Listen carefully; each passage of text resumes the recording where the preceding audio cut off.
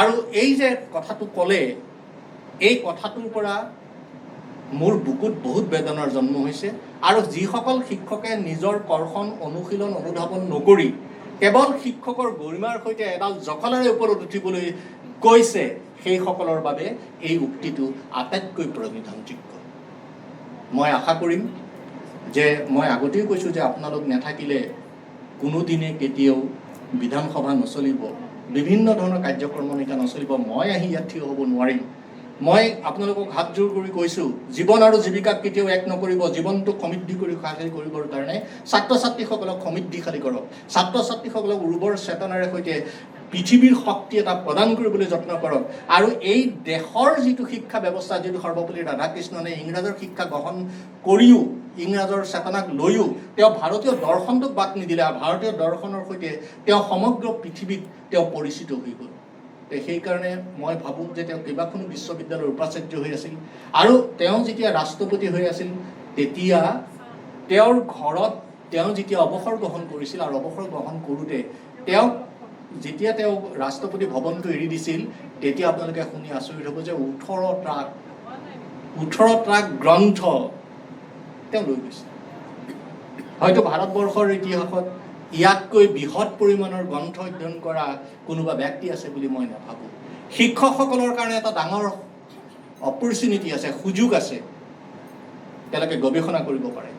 তেওঁলোকে সাহিত্য সৃষ্টি কৰিব পাৰে। অৱশ্যে আজিকালি নতুন UGC নিয়ম মতে সপ্তাহত 16 ঘণ্টা যিটো চাকৰি কৰাৰ ব্যৱস্থা, ক্লাছ লোৱাৰ ব্যৱস্থা, তাত হয়তো সংখ্যা কমি আহিছে। কিন্তু এই যে শিক্ষকসকলে কলেজত শিক্ষকতা কৰা ভৱেন্দ্ৰনাথ শইকীয়া, মহিম বৰা, যোগেশ্বৰ শৰ্মা, লক্ষীনন্দন বৰা, শিলভদ্ৰ, বীৰেন্দ্ৰনাথ দত্ত, এইসকলে কলেজত কৰাৰ পিছতো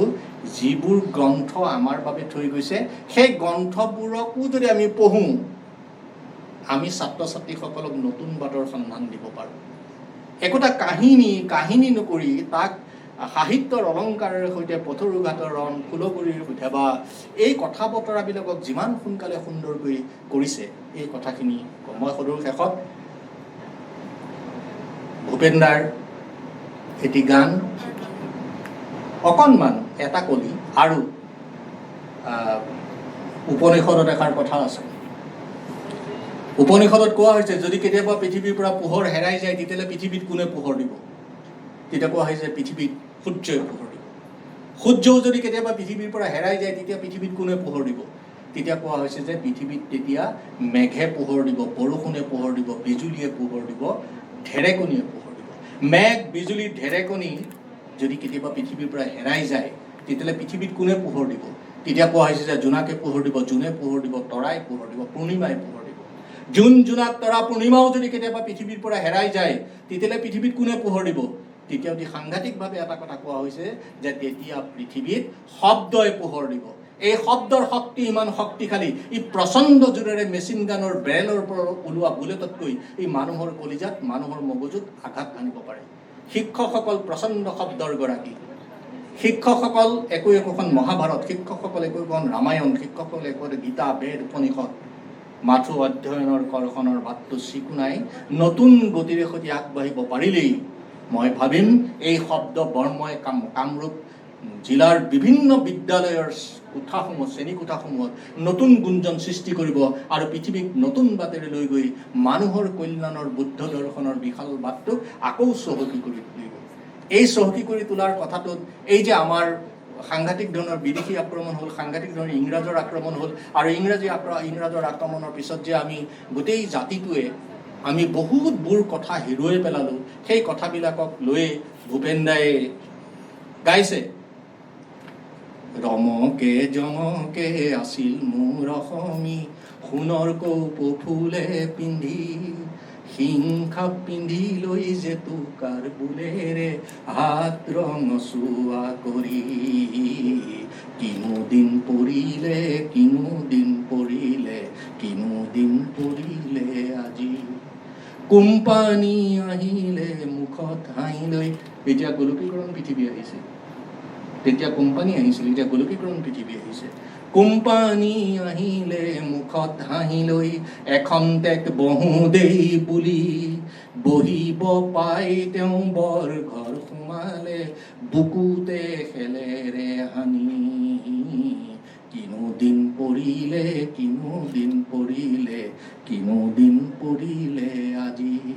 স্বাধীন অসমীৰ ডিঙিতে আৰিলে লোহাৰ শিকলিৰে মণি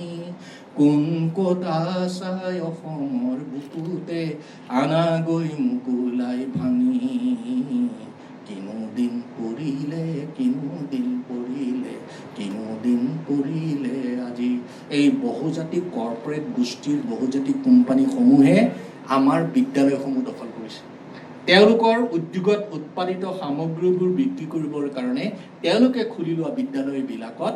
নতুন নতুন কথা পাঠ্যক্ৰমৰ সংযোজন আছে য'ত শংকৰদেৱ নাই য'ত মাধৱদেৱ নাই বিষ্ণুজ্যোতি ভূপেন হাজৰিকা নাই আনকি থাপনাৰ আগত জ্বলি থকা মিঠাতেলৰ ঢিপ ঢিপ হৃদপিণ্ডৰ স্পন্দনো নাই আজিকালি আমাৰ গাঁওবিলাকতো নামঘৰবিলাকতো চহৰবিলাকতো থাপনাৰ আগত এটা মিঠাতেলৰ চাকি জ্বলাই থৈ দিছে এতিয়া মিঠাতেলৰ চাকি নজ্বলে তাত এটা বিজুলী বাতি জ্বলে আৰু পূজাৰীজনে বিজুলী বাতিৰ ছুইচটো দিয়ে ধিমিক ধমাককৈ বিজুলী বাতিটো জ্বলি উঠে হে মোৰ আকুল প্ৰজ্ঞাৰ চেতনাৰ শিক্ষকসকল নৱপ্ৰজন্ম কোটি কোটি বিজুলী বাতি উত্থাপনাৰ আগত জ্বলি থাকিলেও মিঠাতেলৰ চাকি এটাৰ আধ্যাত্মিক সাংস্কৃতিক বন্দনাটো সেই কোটি কোটি বিজুলী বাতিয়ে কেতিয়াও গ্ৰহণ কৰিব নোৱাৰে মোৰ মাটিত যি আছে এই মাটিৰ শক্তিটো আটাইতকৈ প্ৰবল প্ৰতাপী আৰু দুৰন্ত ইতিহিঙে দিপাঙে তৎমুহূৰ্ততে মাতৃৰ গৰ্ভৰ জৰায়ুত স্থিতি লোৱা সন্তানক জৰায়ুৰ ভিতৰতে অভিমন্যুৱে যিদৰে শুনিছিল সেই কথা বতৰাবিলাক দিয়াৰ শক্তি আছে মই আপোনালোকক এই কথাটোহে ক'ব পাৰোঁ আপোনালোকে যি জন্ম দিব সেয়া হ'ব আমাৰ ভৱিষ্যত আপোনালোকে যি জন্ম দিব সেয়া হ'ব আমাৰ ভৱিষ্যত আপোনালোকে জন্ম দিয়া সন্তানৰ হাতত যি কলম থাকিব তেওঁলোক হ'ব সমাজৰ প্ৰথম শ্ৰেণীৰ নাগৰিক আৰু এই সন্তান আৰু প্ৰথম শ্ৰেণীৰ নাগৰিকেই 2047 চনত পৃথিৱীখনক ভাৰতবৰ্ষক বদলাই তুলিব লাগিব আমি হয়তো 2047 জীয়াই নাথাকিম কিন্তু আমাৰ বাঞ্ছিত আত্মাৰ ভৱিষ্যতৰ ভাৰতবৰ্ষখন পৃথিৱীৰ সৌন্দৰ্যশালী হওক আৰু এই সৌন্দৰ্যশালী হোৱাৰ বাটটোক চিকুণাই থকা শিক্ষকসকল পৃথিৱীৰ অমৰ শক্তি হওক প্ৰবল শক্তি হওক জীৱনৰ সৌন্দৰ্য হয় মই ছাত্ৰ আৰু শিক্ষকৰ মাজৰ সম্বন্ধ কথা এটা কৈ মই শেষ কৰিম অৰ্জুন আৰু কৃষ্ণই খোজকাঢ়ি গৈ থাকোঁতে অৰ্জুনৰ মুখত এটা প্ৰশ্ন আৰু সেই প্ৰশ্নটো তেওঁ ক'ব পৰা নাই আৰু কৃষ্ণক মানে কৈছে কৃষ্ণই সুধিছে অৰ্জুন তোমাৰ মুখত কিবা তুমি কিবা সুধিব খুজিছা তেতিয়া অৰ্জুনে ক'লে যে মাধৱ পৃথিৱীৰ আটাইতকৈ ডাঙৰ বস্তু কি তেতিয়া বোলে মাটি কিন্তু মাটি যদিও ডাঙৰ ইয়াক চাৰিওফালৰ পৰা মহাসাগৰে ঘেৰি আছে সেইফালৰ পৰা মহাসাগৰ ডাঙৰ মহাসাগৰ যদিও পৃথিৱীৰ 4 ভাগৰ 3 ভাগ আগষ্ট মুনিয়ে সেই মহাসাগৰ একা যদি পানীৰে সৈতে খাই পেলালে সেইফালৰ পৰা আগষ্টমুনি ডাঙৰ হ'লেও সেই আগষ্টমুনি মাত্ৰ আকাশত তৰা এটা হৈ পেলাই আছেগৈ সেইফালৰ পৰা আকাশ ডাঙৰ হ'লেও মোৰ বামনৰ ৰূপত মই এটা ভৰিৰে সৈতে গোটেই আকাশখন লৈছিলোঁ এটা ভৰিৰে সৈতে পৃথিৱী লৈছিলোঁ এটা ভৰিৰে সৈতে পাতাল লৈছিলোঁ সেইফালৰ পৰা মই ডাঙৰ কিন্তু মই ডাঙৰ হ'লেও মোৰ বুকুত অজস্ৰ ভকত আছে অজস্ৰ সৎ সংগী